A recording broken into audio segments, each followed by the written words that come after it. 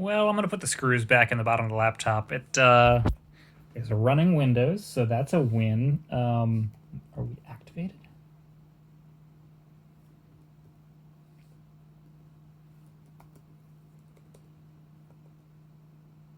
Are we activated?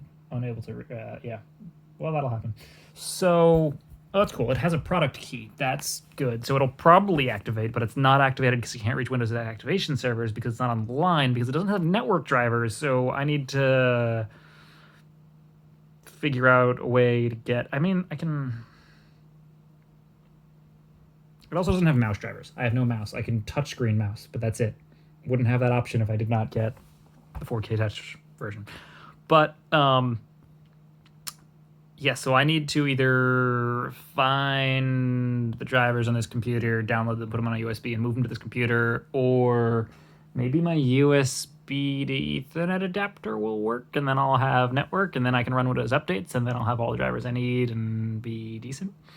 I have a lot of configuration ahead of me, which is annoying because I just got this laptop and fully set it up on that other SSD.